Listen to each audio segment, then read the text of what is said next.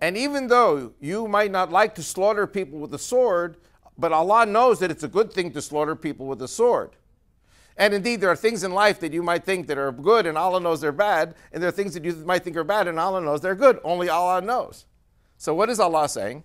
Kill everyone. Is that what Judeo-Christianity preaches? That's chapter 2, verse 216. That's the opposite of Genesis 9. Okay. By the way, the Saudi flag has Arabic letters on it. It says, there is no God but Allah, and Muhammad is his prophet. I'll show you in a few minutes that it's true that Muhammad is the prophet of Allah, but Allah is the devil. So if Allah is the devil, and their flag is the flag of the sword, I think that says everything. Okay? Now I go into the second deception. And now that I've made my point, okay? Islam, the religion of the sword. Okay? Islam comes from the same word as salam. Salam is like shalom, means peace. So the Muslims say, well, Islam comes from salam, it means Islam is a religion of peace. Now, praise God, I see a lot of young people here.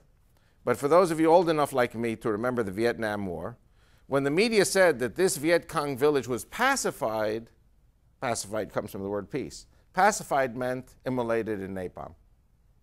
In other words, the US Air Force bombed that Viet Cong village to Kingdom Come. That's why it was pacified.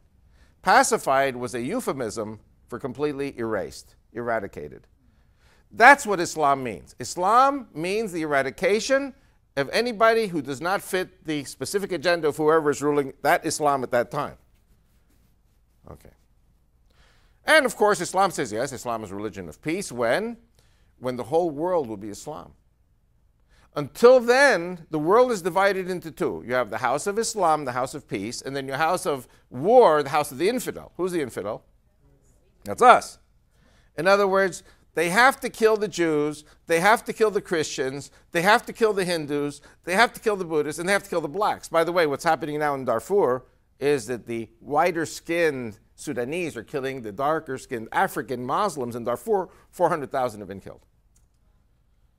I'm not talking about the 2 million blacks who were killed in the south of Sudan who were Christian or animist. I'm talking about the Muslim black Sudanese who have been slaughtered by the whiter-skinned Sudanese, because Islam is a racist system. So let me give you 3 examples of the religion of peace of Islam. The 3 examples are Afghanistan, Iraq, and Somalia. Afghanistan, Iraq, and Algeria. I mean, Somalia also is an example, but we'll talk about the other 3 for the reason that I am going to use for this message. Firstly, Afghanistan was a good example because you had Hindus and Buddhists, and they were the first to be destroyed. You see, they respect the Jews and the Christians, so they only killed us next. First they kill the pagans, who they don't respect. Then they kill the Jews and the Christians, who they do respect. And then after they kill the Hindus, the Buddhists, the Jews, and the Christians, what do the Muslims do to each other? They kill each other. Then the country self-destructs. And then the Afghans are angry with the United States and the United Nations.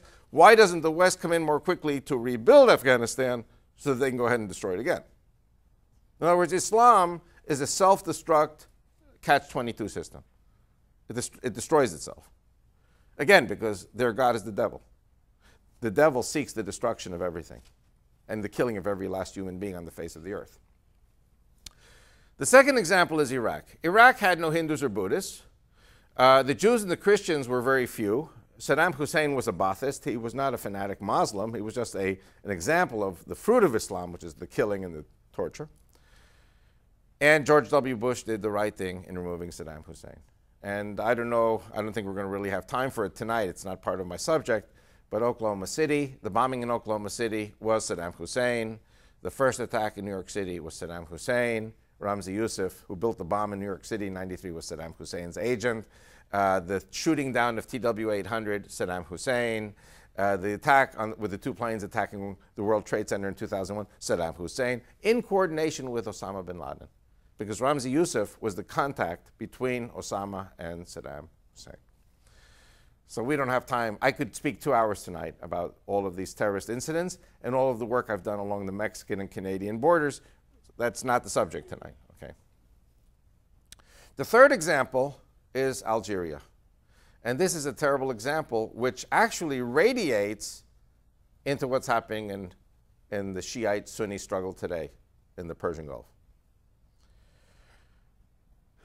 Algeria has no Hindus or Buddhists. Algeria has no Jews or Christians. They're all gone. Algeria has no Shiites, and there were never Shiites in Algeria. Algeria is a country, strictly speaking, of Sunnis. They're all Algerian, they're all ethnically the same people, they all speak the same language, and they're all Sunnis. They're one family, the Algerians. And yet, 200,000 have died in the last 10 years. Why? Because they had elections and the fanatics won. By the way, how many people have heard last week in the newspapers that the Turkish military was warning, the fanatic Muslims who won the elections in Turkey? You know, that if they tried to carry out any of their more of these Islamic things, the Turkish military is going to go in and overthrow the government and reestablish a military dictatorship in Turkey, which the Turkish government military has done a number of times. If they do this, then you'll have a civil war like in Algeria. So let's get back to Algeria. So what happened in Algeria? The fanatic Muslims won, and so the Algerian military, trained by the Soviets, decided to squelch the elections, to annul the elections. This started a civil war, because if you were a true Muslim, you had to kill the slightly less religious Muslims who served in the Algerian government and the Algerian military. So my wife Rachel, whom some of you might have heard of, my wife Rachel has been working for the last 25 years as a monitor. She monitors the radio and TV broadcasts of our neighbors, and you really need to pray for her because she gets 7.5 to 8 hours a day of the rubbish, of the refuse, of the spiritual oppression that the Muslims are dishing out in Arabic every day.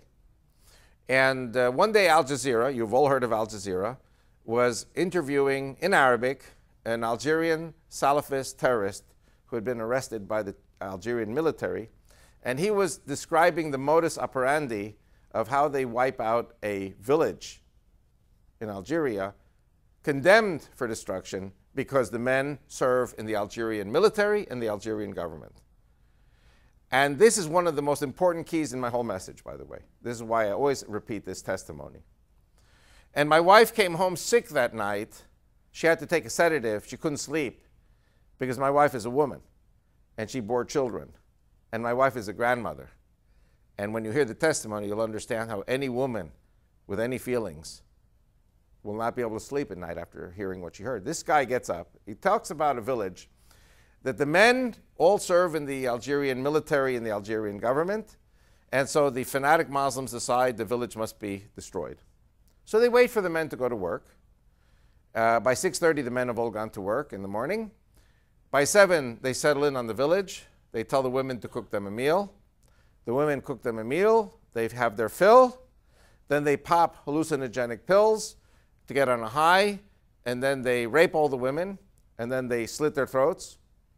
And then they slit the throats of the children and the elderly. They kill everyone in the village, of course, except for the men who've gone off to work that day. So that when the men come home, they'll see what their punishment is. And it's not over. After they slit the throats of everyone, they go to their trucks and they take out electrical chainsaws and they saw off all the arms and legs of the people that they just killed, the women, the children, and the elderly, so that when the men come home that night, the men will understand God's fury, Allah's fury and wrath on them, as it says in the Quran, chapter 5, verse 33. I am not making this up. I'm teaching you the Quran, and I'm teaching you how the Quran is practically, used